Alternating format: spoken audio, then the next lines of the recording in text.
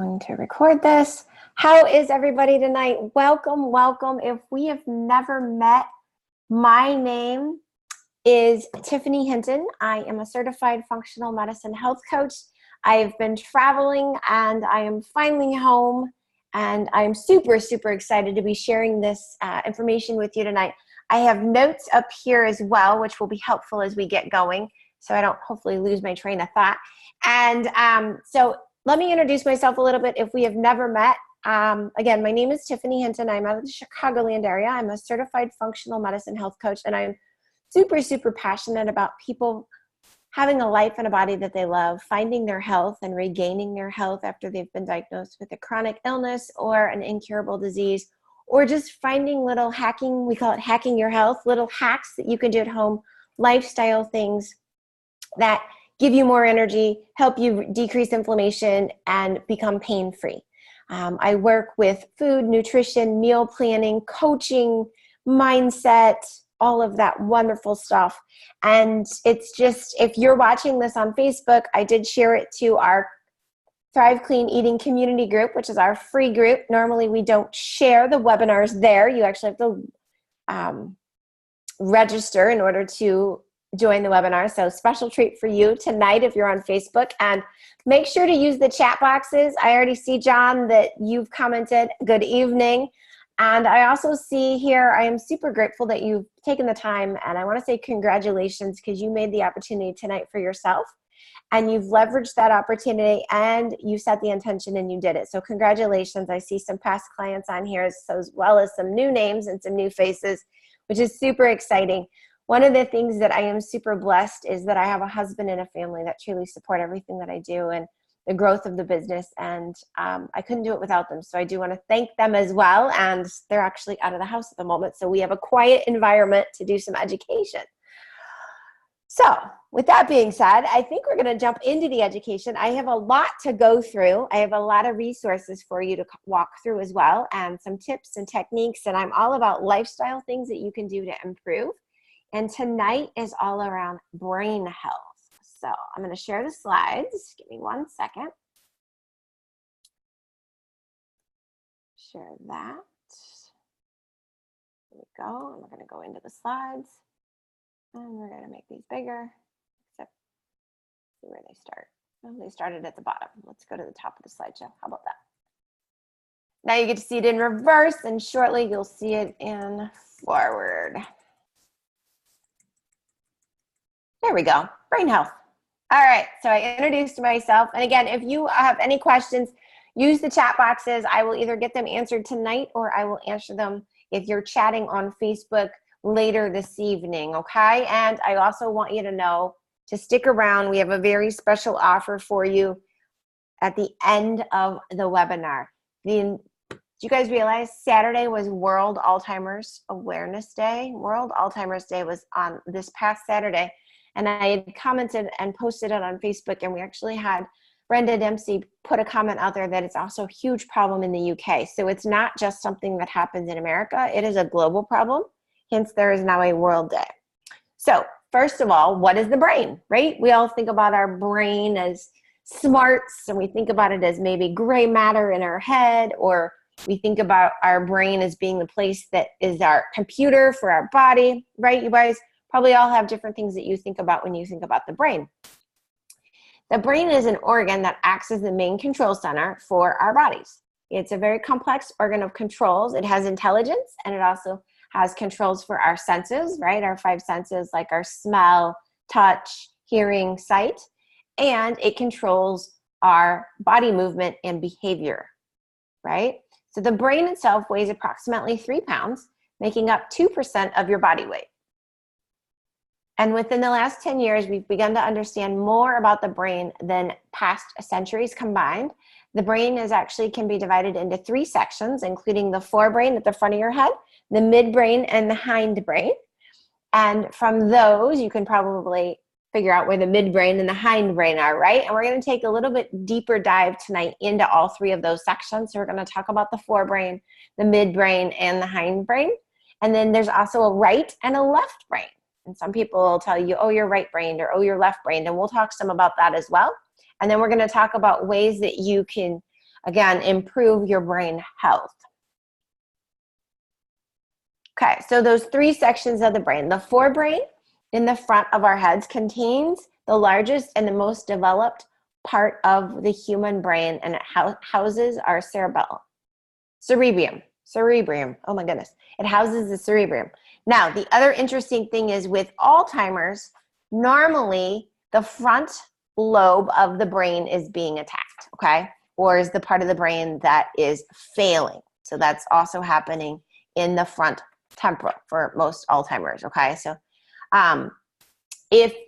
and then you talk about the midbrain, and the midbrain houses the uppermost part of the brain stem. So how your spine comes up the back of your neck, your brain stem goes in and it attaches into the midbrain.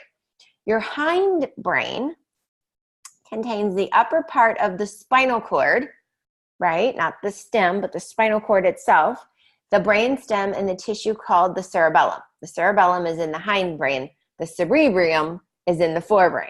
Okay, those three parts of the brain, the cerebrium, the cerebellum, and the brain stem, are all different components that make up the brain as well.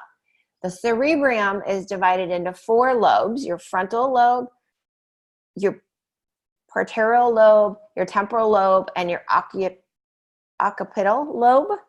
And we have a brain doctor on here, so I'm probably totally mispronouncing those words. The cerebrium is the largest part of the brain and is composed of the right and the left hemispheres of the brain. The brain stem itself includes the mid, the pons, and the medulla. And then your cerebellum. The cerebellum is located under the cerebrium. Between the cerebrium and the brain stem lie the thalamus and the hypothalamus, okay? The cerebral cortex coats the surface of the cerebral and the cerebrium. And that is a lot of brain information. And I don't even know if, like, from what I just told you, if you could draw a picture or not, unless you were actually in brain school. So that's just, I'm sure if you re-listen to it and you had a piece of paper out, you could draw the 3 sections, and then within each section, you could start to figure out what components of the brain were in each section of your brain, okay? So we're gonna look at some of the brain functions. The forebrain itself, in the cerebrium, the frontal lobe holds our memories, which allows you to plan, imagine, and think. And that frontal lobe is one of the areas that is affected when we get Alzheimer's disease. The parietal lobe translates the senses, the touch, the vision, the hearing, as well as speech, reasoning, emotions, and it's important for spatial orientation and navigation, okay? So sometimes I know when people have a stroke, they lose their spatial relation, or they have problems figuring out how distance, right? That spatial relation, how far something is away or how close. Or you put glasses on and they're the wrong prescription, that can also interfere with that spatial orientation. Okay, the temporal lobe processes sound, language, and houses the hippocampus and plays a role in memory, emotions, and respectfulness. Okay, which I think is interesting, but that respectfulness would also play into your emotions. Okay, and then you have your occipital lobe, which is responsible for visual processing. Your occipital, oh my goodness,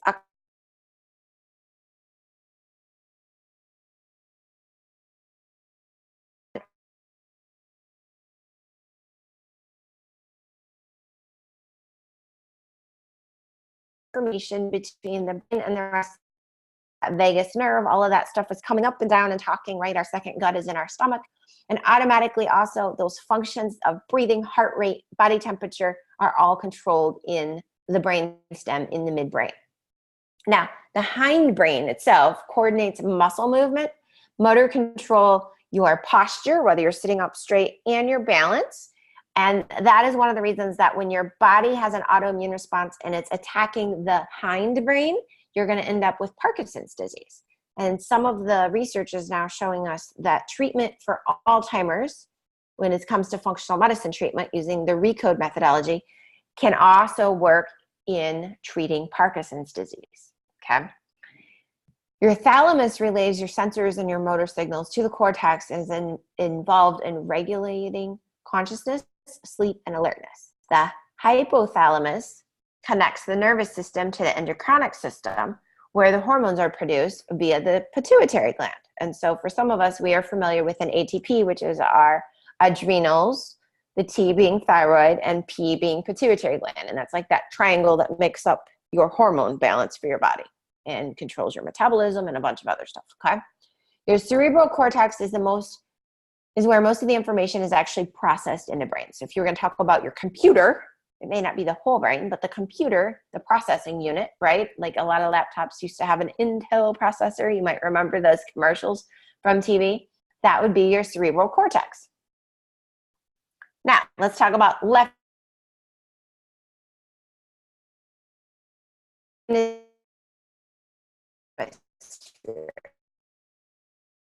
By nerve fibers that are called the corpus callosum. Theories surrounding left-right brain dominancy have been stated for a very long time, but they actually refer to controls of different styles, right? Thinking styles that people have. So left brain versus right brain theory originated by a Nobel Prize winner, Roger Sperry, in 1981. So it's really not super old, but that's when he received the Nobel Prize, so a little over 20 years ago. Each side of the brain controls the opposite side of the body. For example, the left brain controls all the muscles on the right side of the body, and vice versa. The right brain controls all the muscles on the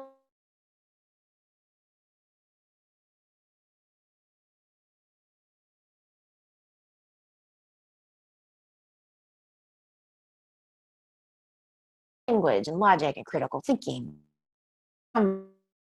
statistics and reasoning. Can you like tell that already somebody in your family is from the left? You're like, oh my gosh, they're not really a nerd. They're just left-brained, right? Now your right brain thinkers are said to be intuitive, thoughtful, subjective. They have the ability to use facial recognition and remember people more easily. They have emotional expressions, whether those are good or bad. They might have more tears. They might be more loving. They like music. They like reading, imagination, creativity. A lot of your actors and actresses might be right-brained. A lot of your artists, right? Right-brained. And how many of you probably can think of somebody in your family as well that you're like, oh, they're right-brained?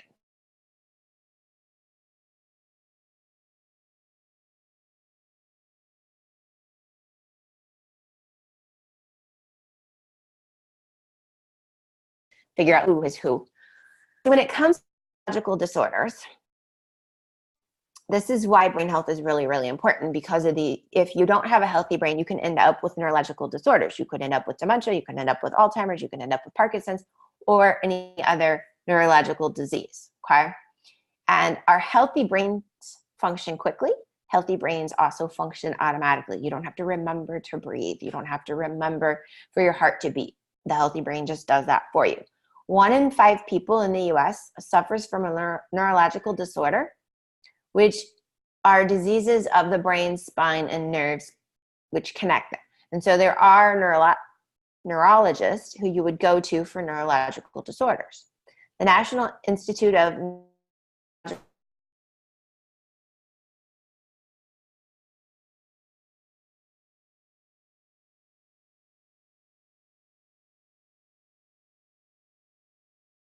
Dystrophy, development like cerebral palsy. You have degenerative disorders of people that have Parkinson's disease or Alzheimer's disease.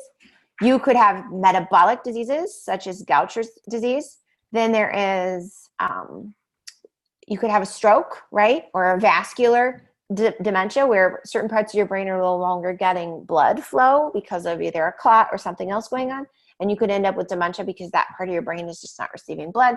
You could have a trauma experience such as spinal cord trauma or a head injury. That can also cause dementia and memory loss, head trauma, or cause other issues with the body depending on what section of the brain was damaged from the trauma.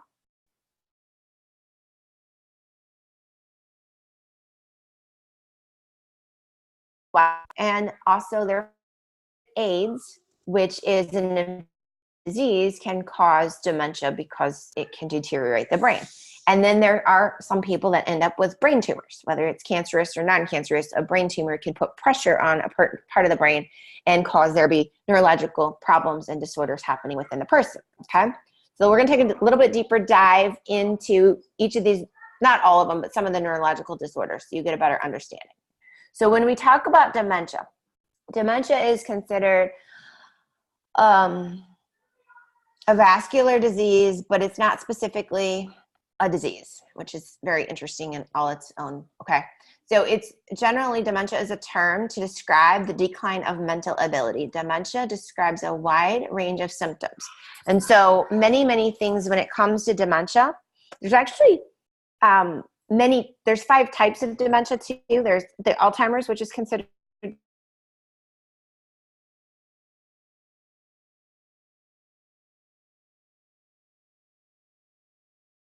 category of dementia, okay? The RECODE protocol that Dr. Dale Bredesen designed, those types of dementia, okay? So things that you look for when you are worried about dementia. I'm looking through my notes. Early signs of dementia might be fatigue, depression, poor digestion. So if you're constipated all the time, no matter how old you are, you could be getting early signs of dementia. And then your parasympathetic is decreasing and your posture is changing, right? So maybe you're just sitting differently or sitting correctly.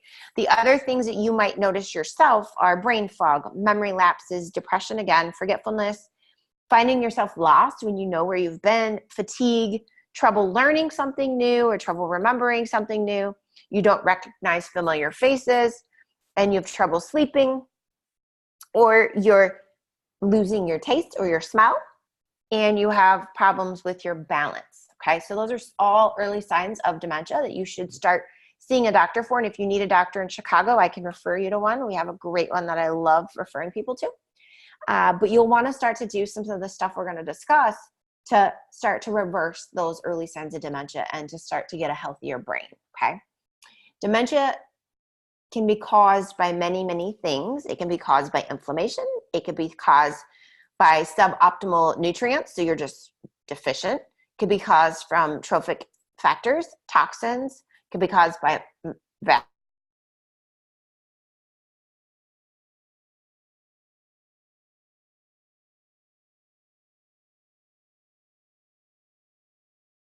yes, I said that. There is a cure for is now curing Alzheimer's and dementia. So if you've been told there's no cure, you need to pull the research down, or I can help you get the research to take into your doctor, or you need to fire your doctor and get a new doctor because they are curing it and science is proving it. And we've got doctors treating people even here in Chicago, and they're getting great results and they're getting people to reverse dementia. So there are cures for it, okay? So I'm not going to tell you there's no cure because there is. There are several treatment options, which we'll talk about as well. Some of those treatment options include physical exercise. Some of those treatment options include diet, stress reduction, supplementation, continuing to exercise the brain, eliminating the unnecessary medications, avoiding alcohol, drugs, smoking, getting better sleep, doing brain rehabilitation, and doing some of these brain games that John Kennedy works with people on, and I can connect you guys to John, and retraining the brain and making the brain think a little bit differently and think better and learn more. You can do a detox. You need to remove mold from your environment. And then sometimes you need some adaptogens, but those are just very high level. Some of the things that happen in the systematic approach that is taken to cure dementia. Okay, Alzheimer's disease. Alzheimer's is a degenerative disease, and it is also one of the forms of dementia. Like we talked about, Alzheimer's is a type of dementia.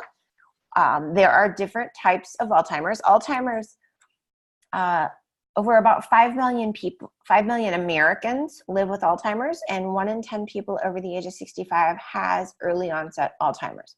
So that's approximately 200,000 Americans under the age of 65 are also dealing with early onset Alzheimer's that have been diagnosed. So think about the people that haven't been diagnosed, or people you know in your own family that just won't go to the doctor to be diagnosed, right?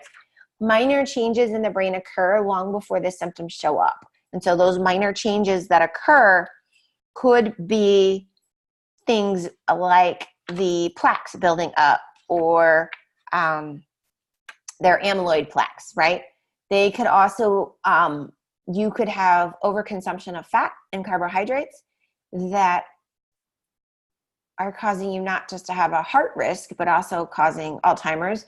You could end up with type 2 diabetes, which will contribute to your Alzheimer's. You could be somebody that has the APOE4 gene, which would, and that's 75 million Americans, by the way, carry the APOE4 gene. That could also contribute to you getting Alzheimer's. It could be from oxidative stress. It could be from issues with sugar, like we talked about type 2 diabetes, but there is type 3 diabetes, which is where the sugar causes the Alzheimer's. Heart disease also increases your risk of dementia and Alzheimer's because the heart disease can cause the beta amyloid plaques to build up in your brain, not just in your cardiovascular system.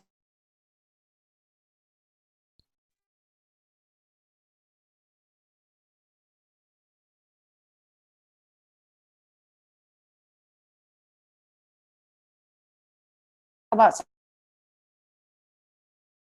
and going to a doctor to help you do that. Okay. The other thing that can happen is a stroke. Now, a stroke is considered an attack on the brain. A stroke occurs by obstruction of blood flow to the brain, causing brain cells to die from lack of oxygen because the blood is not coming. So then you end up with a dead part of your brain. The effects of a stroke are dependent on where it hits the brain, right? So some people lose muscle tension, some people lose speech, all of that stuff. Because one side of the brain controls the other side of the body, just then that'll help you to determine where the stroke happened depending on what happened with your body. Paralysis on the left side of the body and vision problems could happen. You could have behavioral style changes or personality changes with a stroke. You could have memory loss. Also, if the stroke occurs on the left side of the body, you could have paralysis on the right side of the body. You could have speech and language issues. And you could have somebody with cautious, slow behavior styles. Okay? Memory loss strokes also happen. And so 800,000 new and recurring strokes happen annually. Actually, this weekend, somebody that's a good friend of ours, their parent had a stroke. And I will tell you, my husband's dad died from a stroke. So they affect everybody. Nobody is immune.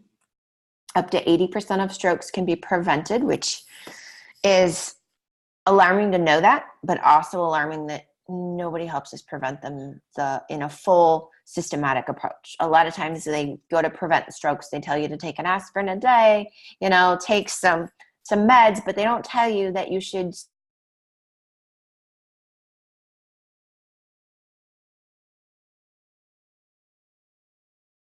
and you need to fix your gut. They don't give you a full picture on how to prevent a stroke. They give you little bits and pieces. And so having a systematic approach and working with a functional medicine doctor or an expert can really help you in preventing a stroke if they do run in your family. Or if you're got cardiometabolic disease, I would say that we've got a new program coming out that would also help reverse that and help with stroke prevention. Okay. Stroke is the leading cause of adult disabilities in the U.S. And that is, to me, very sad because you can't prevent a stroke by lowering your cholesterol. I'm sorry. You can't necessarily prevent a stroke by eating a low-fat diet. Doesn't work. It's been proven wrong. These are all things that they told us in the 80s that now science and medical studies have said were wrong, right? You can't prevent a stroke by lowering your sodium or not eating eggs or bacon. It doesn't work. You have to actually, we're going to start to talk about what are some of the things you can do as we go through tonight. But stroke prevention is a full mind, body, and mindset. It's a mind, body, exercise, full package that you have to do for stroke prevention. And yeah, it can be done.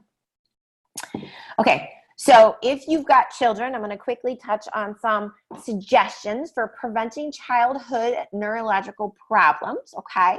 So one of the things you want to do is you want to focus really, this is whether it's your child or a grandchild, focus on their nutrition, right? Provide them with organic produce,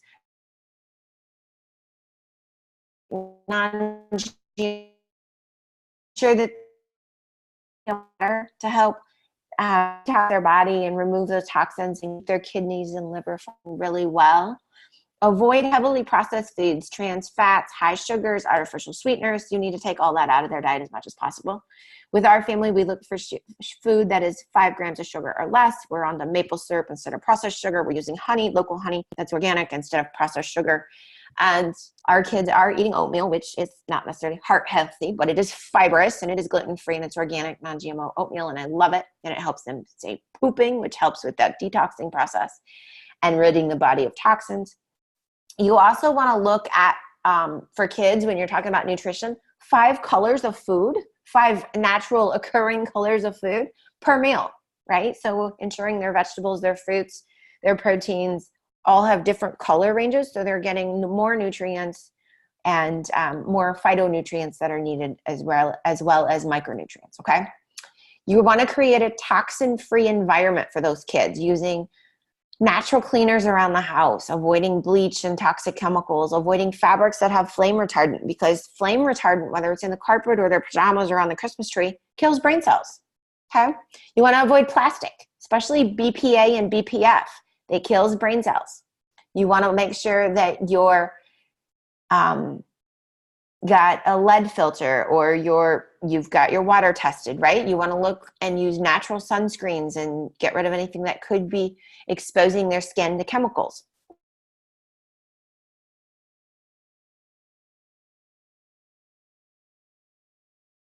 Diapers that gel up, that gel is a chemical. It's touching their bodies, especially once it's gelled up. If you've ever put a disposable diaper in your washing machine and then tried to get the gel out, you know what I'm talking about. It is awful.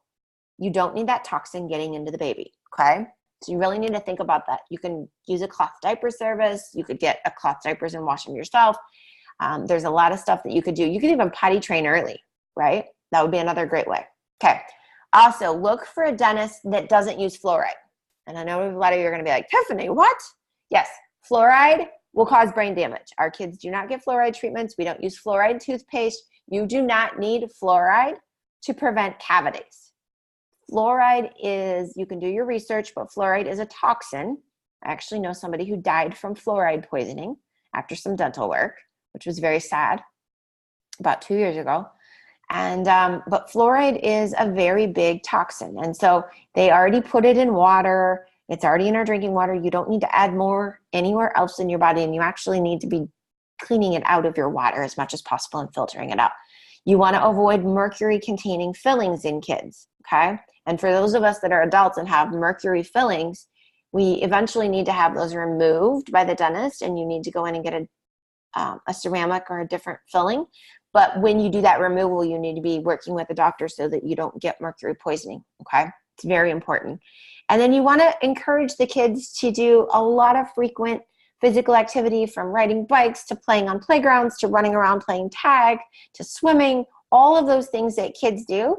And you want to limit their screen time. You want to limit the 5G waves, the EMF wave. You want to limit the blue light. You want to limit all of that by limiting their screen time and getting their brain exercise, maybe teaching them multiple languages, teaching them how to dance, giving them, different sports to learn. All of that stuff is awesome for kids. Okay. Adult prevention. I can go on about this forever. As you can see right here, the food on this screen is all from a Mediterranean diet. And that is one of the things that I firmly believe in. I was actually talking to a group today on the phone for a venue we're working with for an event in November around cardiometabolic. So if you're worried about a stress or a stroke, you need to contact me about this cardiometabolic program we're running, which is amazing. But Mediterranean diet, right? Lots of great oils, olive oils, seeds, nuts, fishes, fatty avocado, which is great, really good body fat for us, right? Okay, so adult prevention. There's a number of lifestyle habits that you can adapt for brain health when it comes to being an adult. Physical exercise is huge. Diet and nutrition, huge. Cognitive activity, brain exercises, awesome. John Kennedy can help you with brain exercises. He does a great program for that. Social engagement, getting out there, having community, having friends. That's also really, really good for your brain health, okay? So we're going to dive into each of these categories a little bit more. I'm going to take a drink of water. Research is finding that when you combine these activities, which is part of what the RECODE program that Dr. Neil Bernison does, when you combine those and you that to your brain, you're increasing your chances of living longer, and you're incorporating things that are going to get you better health and get you a life and body that you love.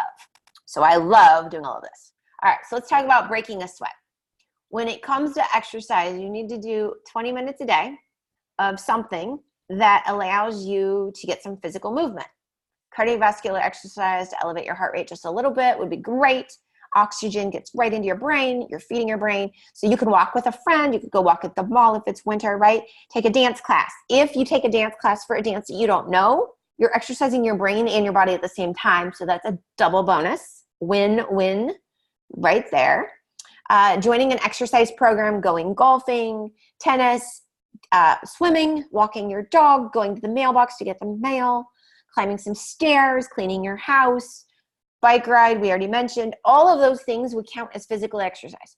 I will tell you, going to the grocery store and getting groceries sometimes is enough physical exercise for people to get them getting a workout, okay? The World Health Organization is recommending that adults get at least 150 minutes a week. So that's about 30 minutes, 5 days a week. But if you go 20 minutes a day, 7 days a week, perfect, okay? At least 2 of those days should be some sort of muscle strength type training. So you could do yoga, Pilates, you could do some little weights if you wanted, right? And then the other days could be just the hiking, the swimming, the walking, the bicycling, cleaning, vacuuming, all of that, dance, gardening even would count.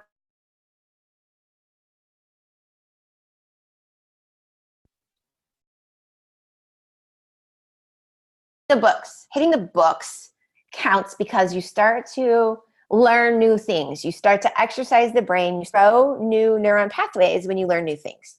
And so you can go to a local library. You could take a local course at your local high school or college if you've got a community college, or learn a new language, any of that stuff, or pick up a book and start reading, right? I could give you several options of different medical books that would challenge your brain.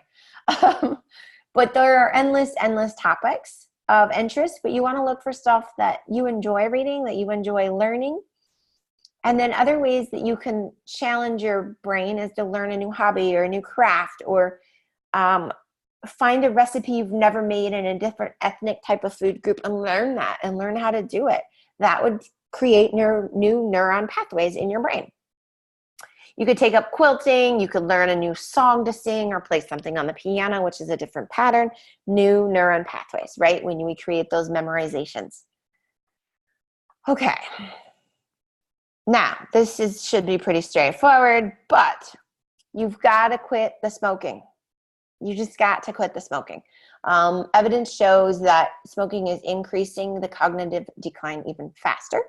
So you want a replacement immediately. You want to go cold turkey on the smoke itself. Try using a nicotine gum as you wean yourself off. And something else to chew on, or put in your mouth if it's just that you just need that stimulation of having something in your mouth, but you don't necessarily need the smoke, right? Chew on an ink pen or something. If you know that there's something that triggers you to go and want to binge drink or smoke or grab a drink after work, maybe avoid whatever that trigger is, and then you won't have that behavior. If you need help figuring out what your trigger is and your cue, let's schedule a consultation with me, and I can work with you for about 90 minutes, and we can figure out what your behavior pattern is, and then you can replace that behavior and work on creating a replacement behavior instead of reaching for a cigarette or a drink. Okay? I think most of us know that smoking causes strokes, smoking causes cardiac heart disease, smoking causes a lot of things. It also contributes to Alzheimer's and dementia. Okay? Now, even if you're doing the electronic cigarettes, still same problem, okay? So it doesn't matter. All right, heart smart. So by taking care of your heart, your brain is more likely to follow and being taken care of. Studies are showing us that risk factors for cardiovascular disease, which are stroke, obesity, high blood pressure, diabetes, which are also the same factors for cardiometabolic syndrome, negatively impact your cognitive health. So if we can get your cardiometabolic syndrome under control, you can have a healthier brain, a livelier, healthier brain that's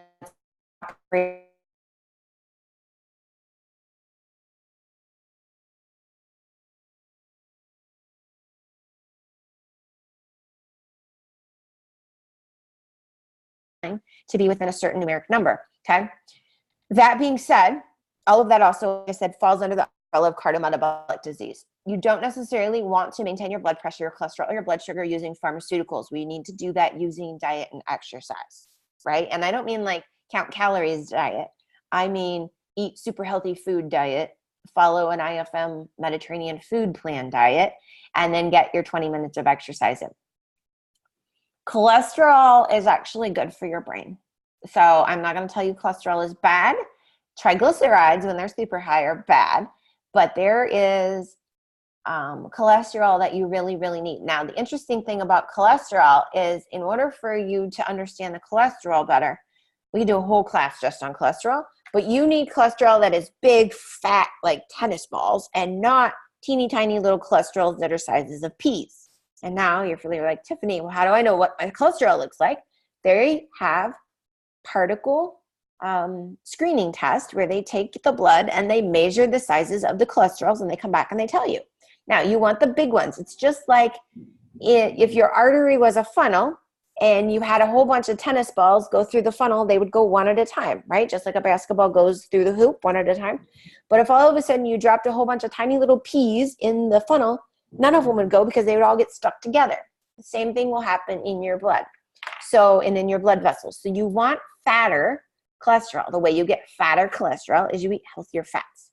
You eat oils that are like avocado oil and olive oil and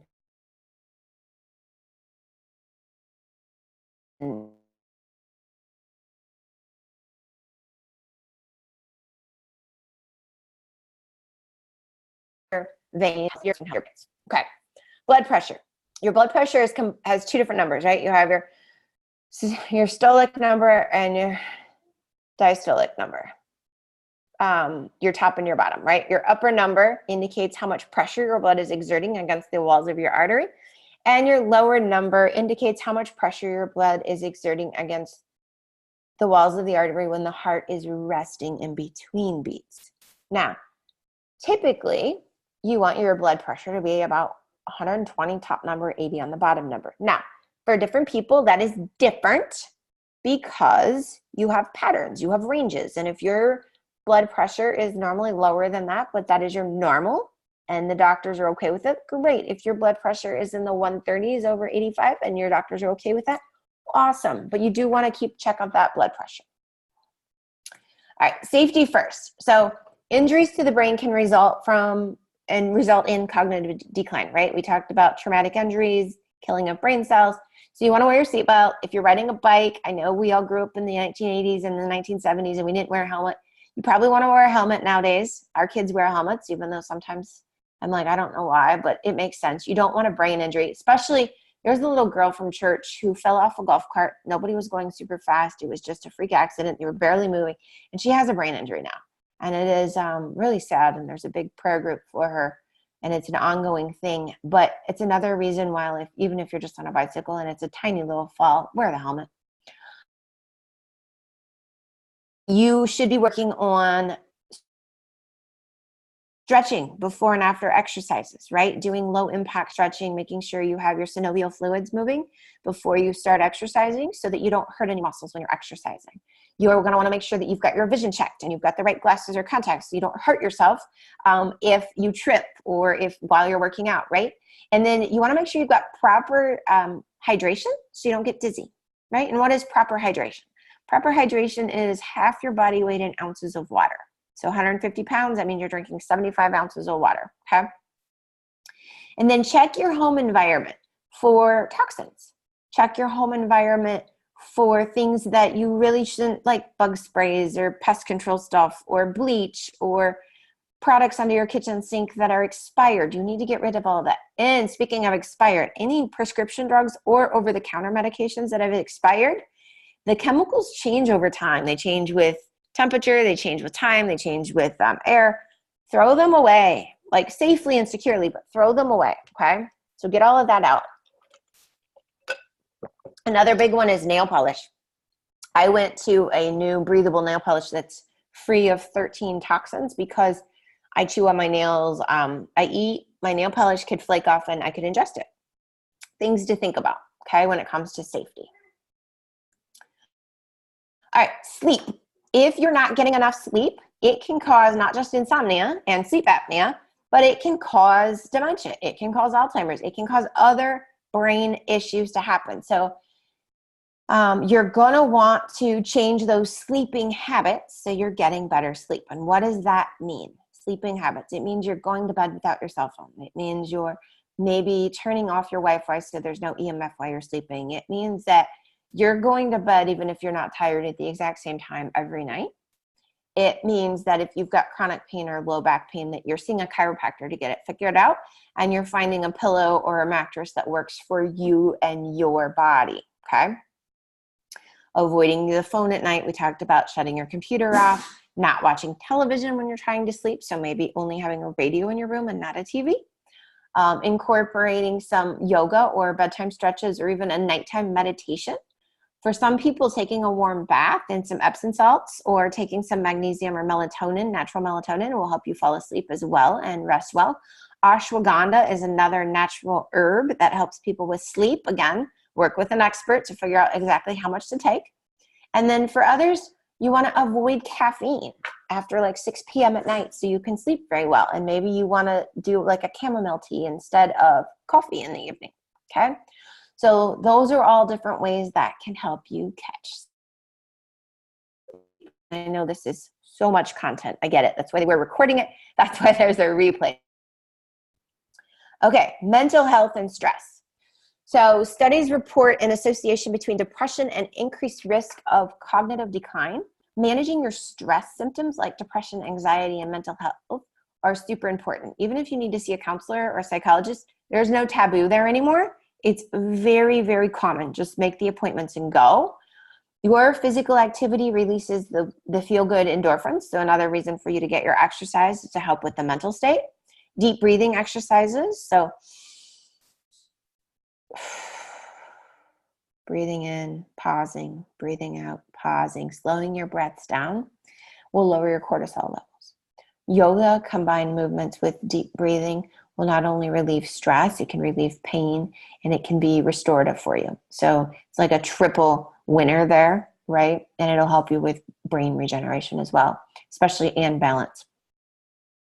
Meditation teaches us mindfulness and can have a positive effect on our mood, and guide visualization guides. You can listen to those on YouTube, or there's different apps on the phone. Those are even helpful. Essential oils are another one, aromatherapy, that can lower your stress. It can help you relax. You could use lavender, bergamot, frankincense, or geranium oils. All of those are great ones when it comes to relaxing. And then journaling. I absolutely love journaling. I'm journaling like all the time anymore. In the morning, I journal on the planes. I journal all the time, because the more journaling that I can do by like releasing things from my brain onto paper, or I burn the paper or I store the paper or whatever I do with the paper, the journaling allows it not to become stressed, because then it's off of your conscious, right? It's out of your head. Okay, getting involved. So being social, we talked about this. Community is another way to help with your brain health. So pursuing social activities are meaningful for you, but they're meaningful for other people. So not only are you helping yourself, you're helping those that you're, in community with. And so local community events, being at farmers markets, volunteering at the library, maybe joining a club, going to a meetup. We host a meetup in Wheeling, Illinois once a month. And it's always a different health topic. It's always really well attended too. You could join a club. Maybe there's a foreign language speaking club, or some other sports club, or some other club. Finding gardening volunteers, or gardening with your neighbors and friends, right? Volunteering at an animal shelter is another way, or becoming a caretaker, joining a choir, starting your own book club, and then having people get together and talk about the book that you guys are reading together. Great ways to create involvement, but also to get involved. So look for any of those things, because those will be super helpful. And then you have to challenge yourself to learn. You have to continually learn. Even if you're 86 years old, you still got to learn. You got to learn something new, because when we learn something new, we create new neuron pathways, and our brain continues to grow. Excuse me. You can work on puzzles. That's learning. You could try new games. You could play bridge. Ballroom dancing, learning a different dance move, playing an instrument, speaking another language, doing artistic painting, scrapbooking, journaling, writing poetry, learning computer skills, learning, I don't know, to ride a bike if you've never ridden a bike, or learning choreographed dancing or something like that. All of that stuff challenges your brain in short and long-term benefits and creates sharper memory. The other thing that you can do from a brain exercise standpoint is crossword puzzles, or like the game memory. If you've got somebody with dementia and you can actually get them to sit and play the game memory where they have those little cards that you flip over, that is actually beneficial for them. Okay, when it comes to food, this is my favorite thing, food, and there are those olives. So nutrition is a huge, huge part of health regimen. So they're doing a lot of different research. There's about 50 different studies going on actively right now around Mediterranean diet. Mediterranean diet is doing a lot, not just for brain health, but also for cardiovascular, and it's reversing cardiometabolic syndrome as well. So typically eating a well-balanced diet, which is high in fruit, vegetables, low in fat.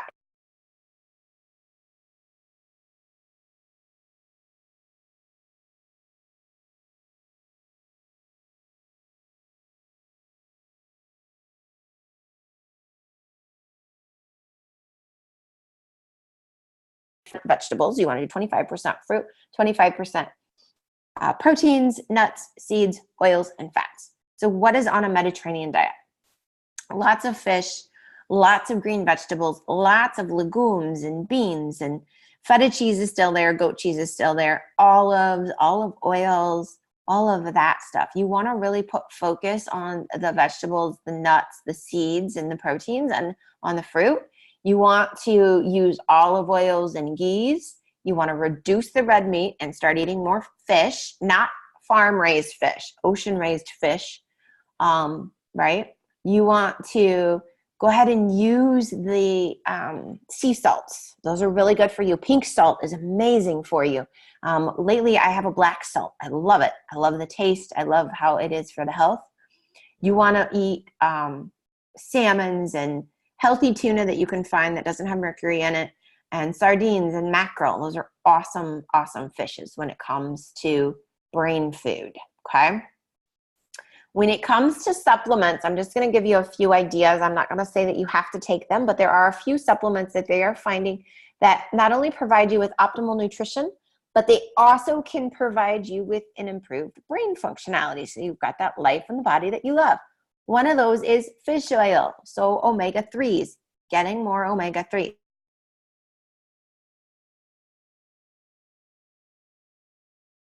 Ginkgo biloba, and then I'm going to want to also look at like a K2, right?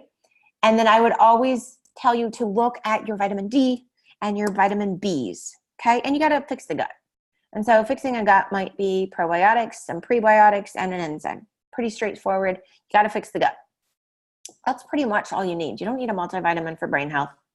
You need the omega-3s, you need the vitamin D, you need the vitamin Bs for your brain, and then you need to fix the gut. And everything else you can primarily get from your food, okay?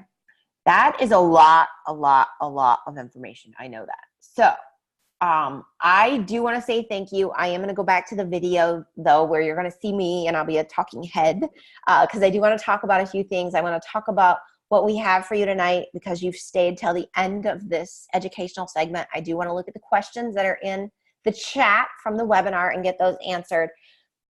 But I also want to say thank you. You are still here. You've made it through the end. We covered a ton of information. You put up with my mispronouncing of words and my tiredness because I just got home from Seattle, which was an amazing event. Awesome.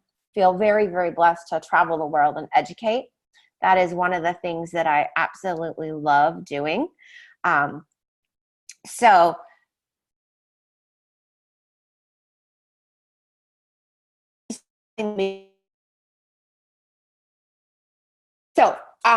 while we're still live and while we're still recording, hey Sharon, hi Bonnie, hi John. Again, if you've got questions, throw them in the chat box, but I want to tell you a little bit about the offer and the special thing that we're doing. So we have on our mobile phone and on your laptop, we have a brand new app. So cell phone or laptop. We have a new app that we're using that is HIPAA compliant. I'm absolutely loving it. The clients I have using the app are absolutely loving it. And on the app, we have a brand new 3-week challenge, 21 days, 3-week challenge. I'm going to try to pull it up and show it to you. It's a brain challenge.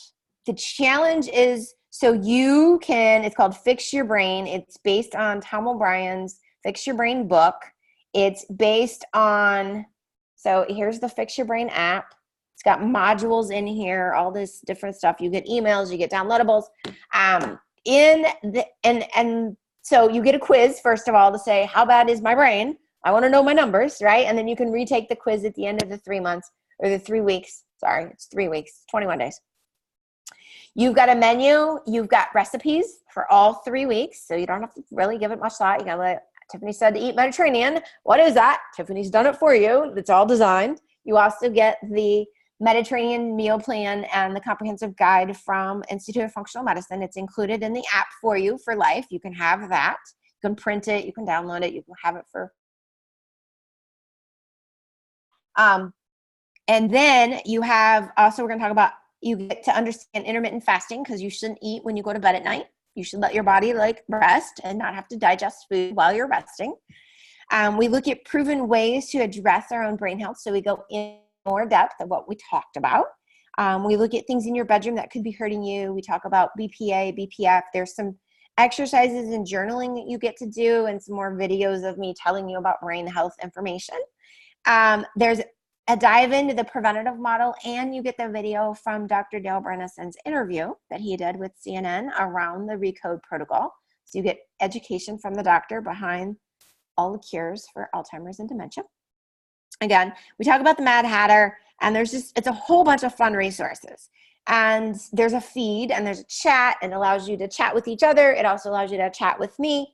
You get an online food and mood journal if you want to use it as part of the app. And the other fun thing that's in the app that Miss Karen identified is a scanner. So there's a scanner in the app. You take a picture of a barcode on a package, and it gives you all the nutritional information about it, whether you're in a grocery store, you're wherever you are. So if you have a package, you just take a picture, and it gives you all this information. So this 3-week, 21-day program with all of that stuff, all of the recipes, all of the support, including the ability to ping me and text me if you've got questions. Here, only $37. So if interested in this app, I want you to comment. I want you to say, hey, hashtag app, APP, and I will get you the link. You can click on it on your phone and you can sign up. It is an amazing, amazing brain health challenge. Your words will come back to you. You will have decrease in inflammation. You're just going to feel better. And there's not a lot that you have to really think about. Becky, I will message you right after this event. You don't have to give it a lot of thought. It's done for you, and you can share it. Okay. And what do I mean by share? It means that if there's other people in your family, they can do the challenge with you. So I will tell you that in April, we did the brain challenge, and there was a husband and a wife that did it together.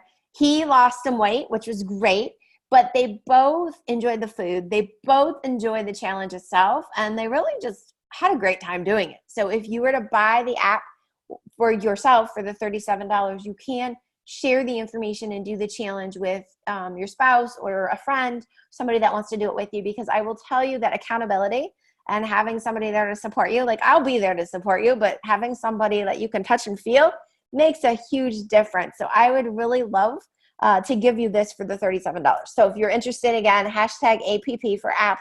I'll get you the link. I will text them out as soon as we're off this webinar, and you'll have that. If you're watching this again on Facebook, thanks again for joining us. We do this once a month, different health topics. So make sure to sign up for our free webinars because they're amazing and they're always great topics. And with that, thank you. Congratulations for staying till the end. If I can help you in any way with any coaching whatsoever, or you're interested in the cardiometabolic program we're launching in November here in Chicago, text me or call me. You guys have a great evening. Thank you. Bye.